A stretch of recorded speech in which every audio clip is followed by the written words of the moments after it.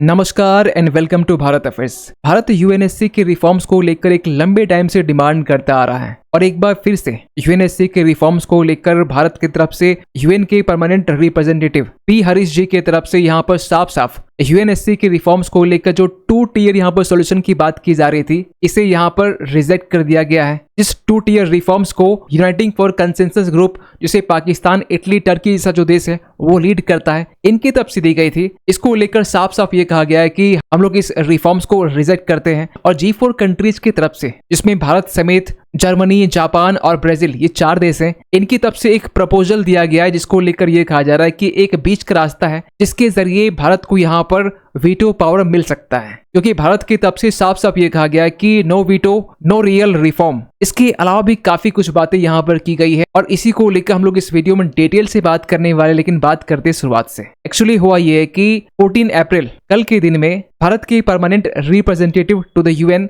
Ambassador P Harish, इनकी तरफ से एक हाई इम्पैक्ट स्टेटमेंट डिलीवर किया गया यूएन के इंटर गवर्नमेंटल नेगोशिएशंस में। इसके बाद ये कहा जा रहा है कि इनकी तरफ से जो स्पीच यहाँ पर दी गई है, ऐसा आपने कभी नहीं सुना होगा, क्योंकि इनकी तरफ से यूएनएससी में रिफॉर्म्स को लेकर जो अड़चने हमें देखने को मिल रहा था अब तक, जो अपने आप में काफी डिस्क्रिमिनेटरी था, पहले तो यहाँ पर इसे रिजेक्ट किया गया, वो भी तर्क के साथ में। आगे क्या कहा गया ये तो बात करेंगे, लेकिन यहाँ पर इनकी तरफ से 80 साल पुराना जो डेडलॉक है, खासकर हम लोग वीटो पावर की बात कर रहे हैं, इसको लेकर भी यहाँ पे एक प्रैग्मेटिक सॉल्यूशन बताया गया है। पहले तो यहाँ पर ये समझते हैं कि UNSC, United nation security council, जिसमें आज के टाइम में 5 परमानेंट मेंबर, इसमें यूएस, चाइना, यूके, रशिया और फ्रांस है, और 10 नॉन परमानेंट मेंबर है। 1965 से पहले ये जो नंबर था ये 6 था, इसे बाद में बढ़ाकर 10 किया गया। और ये जो नॉन परमानेंट मेंबर है, जिसमें आज के टाइम में बहरीन से लेकर Colombia, Democratic Republic of Congo, Denmark, Greece, Latvia, Liberia, Pakistan, Panama, Somalia, ये सभी आज के टाइम में नॉन परमानेंट मेंबर हैं। और सबसे खास बात यह है कि हर 2 साल में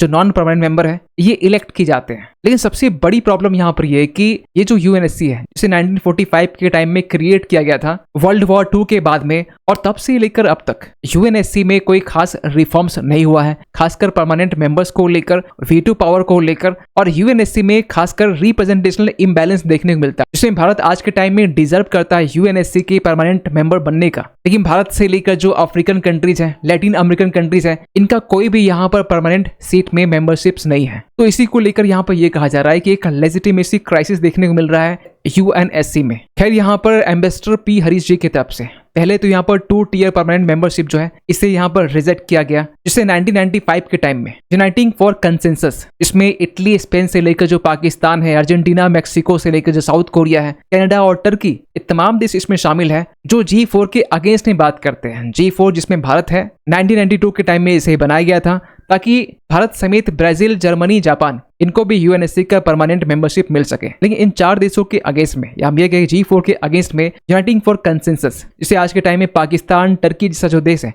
वो लीड करता है। पाकिस्तान इंडिया के मेंबरशिप्स को यहाँ पर अपोज करता है। वहीं इटली और स्पेन जो है ये बाकी जर्मनी के मेंबर्स को यहाँ पर अपोज करते हैं। अर्जेंटीना, मेक्सिको जो है ये ब्राजील को यहाँ पर अपोज करते हैं। साउथ कोरिया और चाइना जैसा जो देश है ये जापान को यहाँ पर अपोज करते हैं। और इस यूनाइटिंग फॉर कंसेंसस को कॉफी क्लब भी कहते हैं। और इसी कॉफी क्लब की तरफ से यूएनएससी के रिफॉर्म्स को लेकर यह कहा गया कि यूएनएससी में रिफॉर्म्स होने चाहिए, लेकिन जो एग्जिस्टिंग P5 नेशन है, France, US, UK, China, Russia, इनके पास जो वीटो पावर है वो तो होनी चाहिए। लेकिन जो कैटेगरी 2 वाले जो मेंबर्स होंगे, इन्हें भी परमानेंट मेंबरशिप मिलेगा, लेकिन इनके पास वीटो पावर नहीं होगा। और इसी को लेकर एम्बेसडर पी हरीश जी की तरफ से ये जो 2 टियर कॉन्सेप्ट है, इसे यहाँ पर रिजेक्ट किया गया और ये कहा गया कि ये साफ साफ एक डिस्क्रिमिनेटरी है जो इनइक्वालिटी को और भी ज्यादा इंस्टीट्यूशनलाइज कर रही है। इतना ही नहीं, यहाँ पे ये भी कहा गया है कि अगर इस तरह का कोई सिस्टम आता है कि आपको परमानेंट मेंबर मिल जाता है लेकिन आपके पास में वीटो पावर नहीं है, तो ये परमानेंट सेकंड क्लास मेंबर्स को कहीं ना कहीं क्रिएट करता है। जो एग्जिस्टिंग P5 नेशंस हैं, इनके पास जो पावर है वो तो परमानेंट रहेगी, लेकिन बाकी जो मेंबर्स हैं इनके साथ में इनजस्टिस होगा।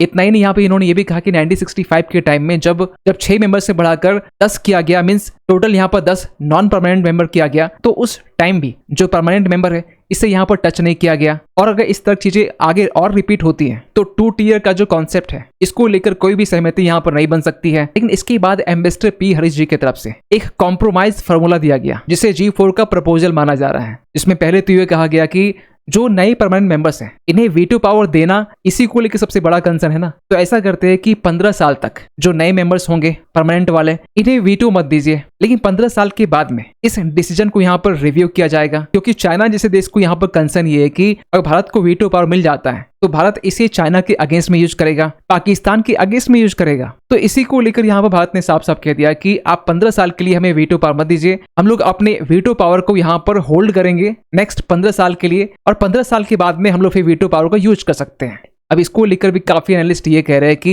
ये जो 15 साल का गैप है ना, इस 15 साल के गैप में भारत की पोजीशंस उस जगह पर होगी जहां भारत की बातों को सुना जाएगा, और इस 15 साल में भारत की जो इकोनॉमी है, जो जीडीपी है, और भी ज्यादा ग्रो होगी। साइंस एंड टेक के मामले में, स्पेस के मामले में, डिफेंस के मामले में भारत का जो कद है और भी ज्यादा ऊंचा होगा। तो 15 साल के बाद में जो जियोपॉलिटिकल इक्वेशन है ये भी यहाँ पर बदल जाने वाला है, तो तब भारत यहाँ पर अपने वीटो पावर को यूज करेगा। इतना ही नहीं, एम्बेसडर पी हरीश जी की तरफ से वीटो को लेकर जो क्राइसिस है तो इसको लेकर भी यहाँ पर डिस्कस किया गया, जहां 2024 से लेकर 2026 तक के बीच में ये कहा गया कि ओनली 2024 में 7 ड्राफ्ट रेजोल्यूशंस में वीटो यूज किया गया, जो 1986 के बाद में सबसे ये ज्यादा था। इतना ही नहीं, 4 साल के अंदर में 20 रेजोल्यूशंस में 24 वीटोज को यहाँ पर यूज किया गया, और इसी को लेकर यह कहा गया है कि आज के टाइम में जो यूएनएससी के परमानेंट मेंबर है वीटो पावर को एज ए सिक्योरिटी चेक की तरह यूज नहीं कर रहे हैं। जो वीटो पावर है ये एक तरह का एक डिप्लोमेटिक वेपन बन चुका है, क्योंकि वीटो पावर का मिसयूज इस तरीके से हुआ है, चाहे 2023-24 में गाजा वॉर की बात करें जहां पर यूएस की तरफ से 5 टाइम्स वीटो पावर का यूज किया गया। सुएज क्राइसिस 1956 के टाइम में यूके और फ्रांस इसकी तरफ से यूज किया गया था इजिप्ट के अगेंस्ट में मिलिट्री एक्शंस को ब्लॉक करने के लिए। यूक्रेन के कॉन्फ्लिक्ट में रशिया की तरफ से वीटो पावर यूज किया गया, और पहली बार 1946 के टाइम में यूएसएसआर की तरफ से, क्योंकि उस टाइम में रशिया यूएसएसआर था, तो पहली बार यहाँ पर वीटो पावर का यूज किया गया था लेबनान सीरिया से फॉरेन ट्रूप्स को विथड्रॉ करने के मामले में। और इवन चाइना की तरफ से भी भारत के अगेंस्ट देखा जाए तो पाकिस्तान के जितने भी टेररिस्ट हैं, चाहे जैसे मोहम्मद का मसूद अजहर हो, इसको लेकर 2009 के टाइम में रेजोल्यूशन लाया गया था। चाइना इसको लेकर 2016 के टाइम में, 17 के टाइम में, 18 के टाइम में अपनी वीटो पावर का मिसयूज करते हुए भारत के रेजोल्यूशंस को ब्लॉक करता है, और फाइनली 2019 के टाइम में एक ग्लोबल प्रेशर देखने को मिलता है और चाइना यहाँ पर मसूद अजहर को फाइनली लिस्ट में रखता है। इसके बाद पाकिस्तान का ही द रेसिस्टेंट फ्रंट, जो पिछले साल पहलगाम अटैक में भी जिम्मेवार था, इसे भी चाइना 3 बार भारत के रिक्वेस्ट को ब्लॉक करता है। इसके बाद 2023 के टाइम में अगेन अब्दुल रऊफ अजहर को लेकर, 23 में ही साजिद मीर को लेकर, जिसे पिछले साल अननोन गनमैन की तरफ से एलिमिनेट किया गया था, और इसके अलावा काफी से पाकिस्तानी टेररिस्ट है जिससे चाइना अपने वीटो पावर का मिसयूज करके भारत के रिक्वेस्ट को यहाँ पर ब्लॉक किया है। और इसीलिए जरूरी हो जाता है कि भारत को भी यूएनएससी का परमानेंट मेंबरशिप मिलना चाहिए, ताकि चाइना जैसा जो देश है ये अपने वीटो पावर का मिसयूज करके इंडिया के अगेंस्ट यहाँ पर यूज न करे। अब सवाल ये निकल के आता है कि भारत को क्यों यहाँ पर परमानेंट मेंबरशिप्स मिलनी चाहिए। पहली बात तो ये है कि भारत ग्लोबल पॉपुलेशन का 80% यहाँ पर रिप्रेजेंट करता है, जो करीब आज के टाइम में 143 बिलियन पीपल, जो ग्लोबल पॉपुलेशन की 1/6 है। इतना ही नहीं, वर्ल्ड का 3rd लार्जेस्ट इकोनॉमी है PPP के मामले में, परचेजिंग पावर पैरिटी के मामले में, जो यूके और फ्रांस दोनों को सरपास हम लोग कर चुके हैं। और रही बात यूएन पीस कीपिंग की, तो Bharat all time largest cumulative contributor रहा है, जो अप्रॉक्स 71 मिशंस में 2.5 लाख पर्सनल जो है हम लोग डिप्लॉय किए हैं। और करंट कॉन्टेक्स्ट में बात करें तो स्ट्रेटेजिक ऑटोनॉमी, जिस तरीके से आज के टाइम में वेस्ट एशिया में ईरान, यूएस, इजराइल के बीच जो वॉर चल रही है, वैसे तो फिलहाल भी टेम्पोररी सीज फायर है, लेकिन इन तीनों देश के साथ में हमारे रिश्ते काफी अच्छे हैं। इवन कि जब भी यूएनएससी में परमानेंट मेंबरशिप्स को लेकर वोटिंग की जाती है तो 5 मेंबर में से 4 member Russia, US, UK, France, ये 4 मेंबर ये हमेशा भारत के सपोर्ट में रहते हैं, एक्सेप्ट चाइना को छोड़कर। और आज के टाइम में भारत जो है ये ग्लोबल साउथ का वॉइस है, क्योंकि